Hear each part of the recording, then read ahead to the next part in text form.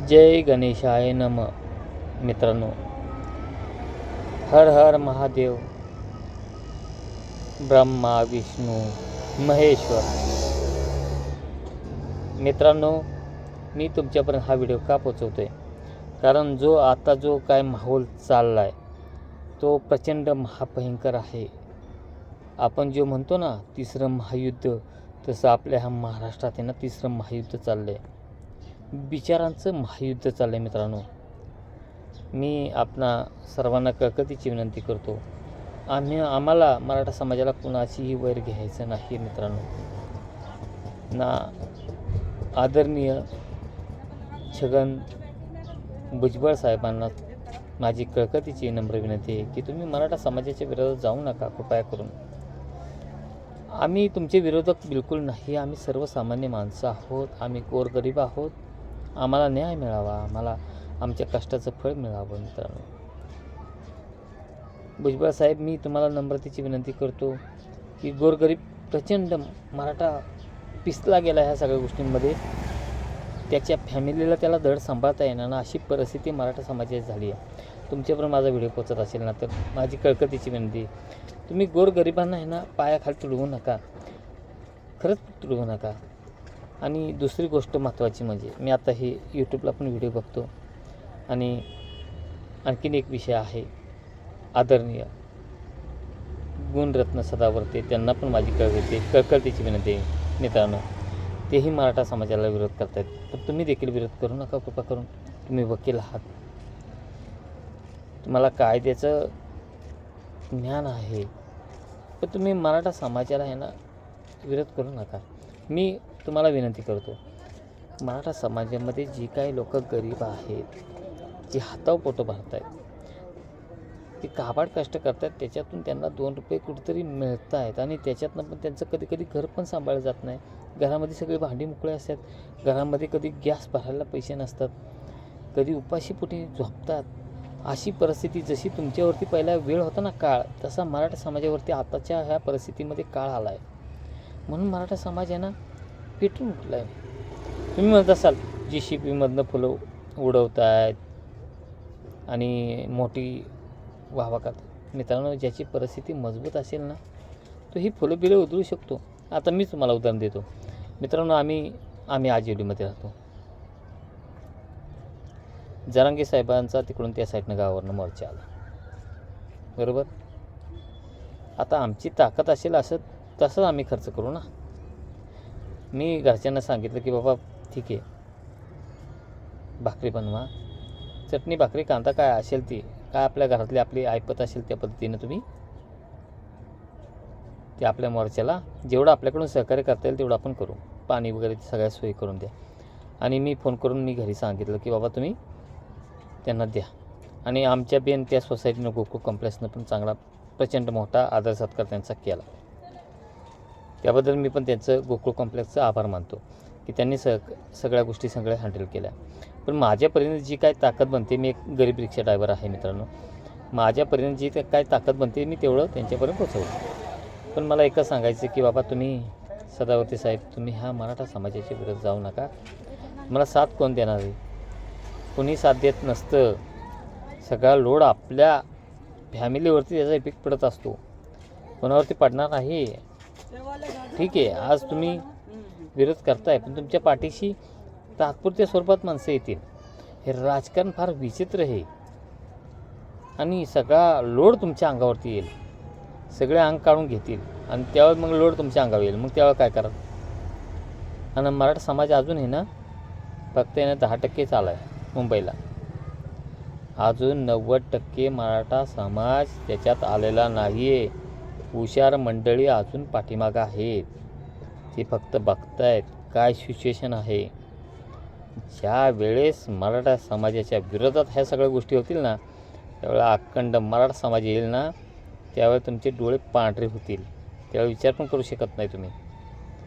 मराठा समाज अजून कामधंद्यात गुंतलेला आहे, तो तितक्या पोचलेला नाही आहे, बिलकुल पोचलेला नाही आहे. मराठा समाज आहे ना तितक्या पोचलेला नाही. वाशीला तिथं थांबवलं हे सगळं प्रकरण. पण जर हा विरोध झाला तर मराठा समाज नाही का बसणार. मी तुम्हाला धमकी देतो असा विषय नाही आहे मित्रांनो. आणि तुम्हाला छगन भुजबळ साहेबांना पण माझी कळकळीची नम्र विनंती आहे. आणि आपले जे गुणरत्न सदावर्ती त्यांना पण माझी कळकळीची विनंती आहे. तुम्ही अजून मराठा समाज बघितलेला नाही आहे. मराठा समाज काय आहे ना, माझा हा व्हिडिओ तुम्ही कधीही बघा, तुमच्यावर पोचेल नाही पोचेल मला माहीत नाही, पण कधी हा व्हिडिओ बघा. आणि तुम्ही आणि एकनाथ शिंदे साहेबांनासुद्धा, राजकारण्यांनासुद्धा माझी नम्र विनंती आहे की तुम्ही राजकारण आहे ना सांभाळून करा, नाही तर तुम्हाला घरी बसावं लागेल कायमचं आयुष्यामध्ये. तुम्हाला मराठा समाज आहे ना, आत्ताच एवढे दिवस तुम्ही राजकारण केलीत, आता तुम्ही नवीन नवीन राजकारणात आला आहे शिंदेसाहेब, आदरणीय शिंदेसाहेब. तुम्हालाही घरी बसवतील ही मराठा माणसं. आपला मराठा समाज आहे ना, संपूर्ण अखंड मराठा समाज आहे ना तुमच्या पाठीशी असल्या कारणाने तुम्ही मुख्यमंत्री झाला आहे. तुम्हालाही घरी बसवेल.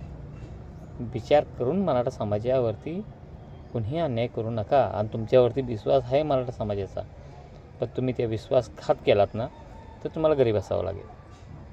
काही नाही करू शकत मराठा समाज. एक तुमच्या आदराखाती तुमच्यावर विश्वास ठेवून मराठा समाज आज तिथून निघून गेला. ठीक आहे, असू द्या आदरणीय शिंदेसाहेब, तुम्ही विचार करा ह्या सगळ्या गोष्टीचा. मी एक गरीब रिक्षा ड्रायव्हर आहे, तुम्ही पण रिक्षा ड्रायव्हर होता, मी पण रिक्षा ड्रायव्हर आहे, पण मराठा समाजावरती कृपा करून अन्याय करू नका.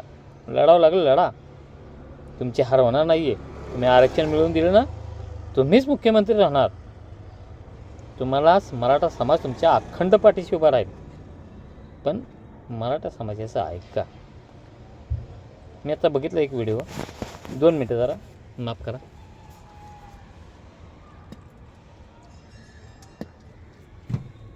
क्षमा असावी मित्रांनो, मी क्षमा मागतो तुमची, क्षमा असावी. मी एक मोबाईलवरून हा व्हिडिओ बनवते, माफी असावी मित्रांनो, कारण मला एक तंबाखूचं व्यसन आहे.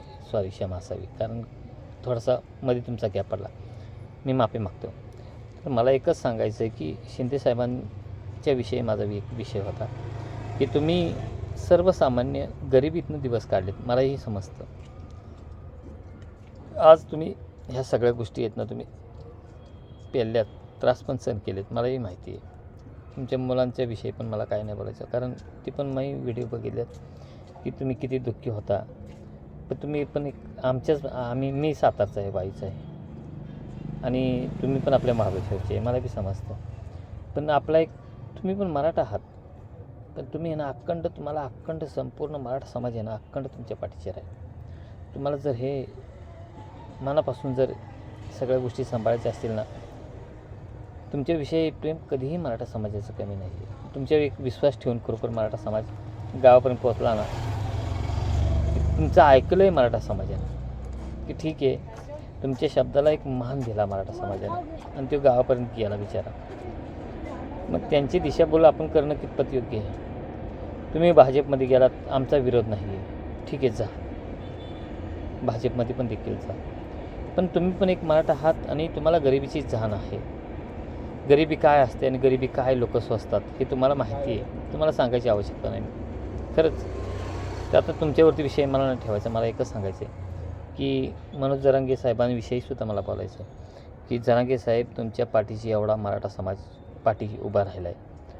तर एक महत्त्वाचं तुम्ही एक काम करा की तुम्ही सगळे सोयरे, म्हणजे ज्याचा असा विषय आहे की एखाद्याची बाबा आमची समजा भावकी आहे, आमची भावकी आहे, आमचे वडील आहेत, आमचे आजोबा आहेत, आमचे पंजोबा आहेत, त्यांच्यामध्ये जर कोणी कुणबी सर्टिफिकेट त्यांचं म्हणजे कुणबी म्हणून लागलं असेल नाव, तर आम्हाला आरक्षण मिळणार आहे. पण त्याच्यामध्ये आम्ही इथे ट्राय पण केली, बघितलं प्रयत्न करून, पण त्याच्यात पण कोणी लागलेलाच नाही.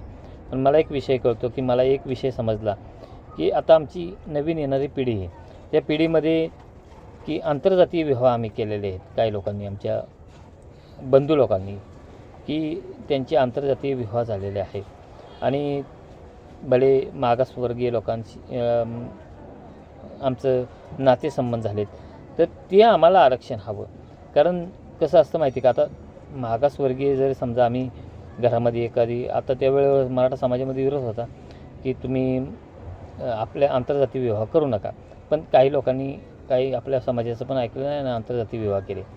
मग ते सगळे सोयरे ह्या गोष्टीतून येतात आपल्याकडं की सगळे सोयरे म्हणजे काय, की बाबा ती मुलगी बाहेरची समजा आंतरजातीय विवाह केला आणि ती मुलगी आमच्या घरामध्ये आमच्या भावकीमध्ये आली आहे, तर अखंड भावकीला आमच्या मराठा समाजाचं आरक्षण मिळावं.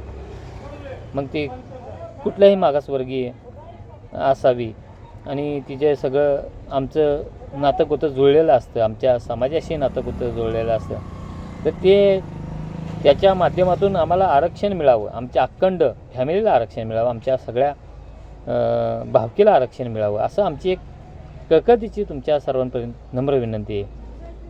शिंदेसाहेब, फडणवीस साहेब, अजितदादा पवार साहेब, अहो तुम्हाला तर खरोखर अक्षरशः ना पवार साहेबांना मोठं केलं आहे आमच्या सातारा जिल्ह्यानं. आणि पवार साहेब तुम्ही आमच्या विरोधात जाऊ नका. अजित पवार साहेब, शरदचंद्रजी पवार, त्यांना आम्ही खूप मोठं केलं आणि त्यांच्या माध्यमातून तुम्ही मोठे झालेले आहात.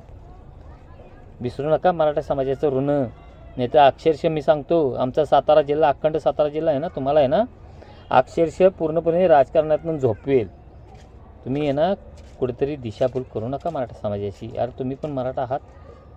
आदरणीय अजित पवार साहेब, माझ्याकडून काही चुकीच्या काही गोष्टी केल्या असतील तोंडातून मला माफ करा, पण मराठा समाजाविषयी प्रेम निर्माण ठेवा. तुम्ही पण एक मराठा समाजातले एक घटक आहात. तुमचा आदर सर्व मराठा समाज करतो. तुम्ही जर बाहेर गेला असं भाजपमध्ये तरी देखील तुमचा मराठा समाज आदर करतो आहे. पण तुम्ही असं नका विचार करू की मराठा समाजाचं काही आपल्याला घेणदेणं पडलेलं नाही, आपण मताचं राजकारण करावं, तर तुम्ही करू नका. कृपा करून नका करू. आपल्या मराठा समाजाला न्याय द्या. माझी नम्र विनंती, कळकळीची विनंती आहे की तुम्ही मराठा समाजाला न्याय द्या. सर्वजण एकत्र या. उद्धव साहेब, राज साहेब, अजित पवार साहेब, एकनाथ शिंदे साहेब, आपले काँग्रेसचे काही नेते असतील, मराठा समाज तुमचा एक आदर करतो आहे. तुम्ही सर्वजण एकत्र या आणि मराठा समाजाला न्याय द्या. कशाला वितुष्ट आणताय? काँग्रेस असो, पक्ष असू देत, शिवसेना असू देत, एकनाथ शिंदेसाहेबांचा पक्ष असू देत, तुम्ही सर्वजण एकत्र या. भाजप साहेब असू दे, भाजप सरकार असू दे, तुम्ही सर्वजण एकत्र या. सर्वजण एकत्र या आणि मराठा समाजाला न्याय द्या, महाराष्ट्राला न्याय द्या. आम्ही खूप होरपळलो आहे, आम्ही गरिबीतनं दिवस काढतो आहे. अरे आमचे हे रिक्षाचे धंदे पण होत नाहीत. खरंच प्रचंड घर सांभाळायचं, मुलांची शिक्षण करायची, एखादं छोटंसं घर घ्यायचं. अरे आम्ही एखादा मोठा स्वप्न बी साकार होत नाही. 1 BHK घ्यायचा तर विकायची वेळ येते. 1 RK घ्यावा असं वाटतं. मग आम्ही एवढ्या गरिबीतनं एवढं धडपडतो आहे. मुंबईसारख्या ठिकाणी येतो गावावरनं कष्ट करण्यासाठी आणि तिथं पण आम्हाला न्याय मिळत नसेल तर मग आम्ही तुम्हाला मतदान करून आमचा उपयोग काय? तुम्हाला मोठं करतो आहे, आम्ही गरीब राहतो आहे, ह्याचा तुम्ही विचार का करत नाही? करा, अवश्य करा. अखंड सर्व महाराष्ट्रातील पक्षांना माझी नम्र विनंती आहे, कुठलाही पक्ष असू दे, सर्वजण एकत्र या आणि मराठा समाजाला आरक्षण मिळवून द्या. जय हिंद, जय महाराष्ट्र.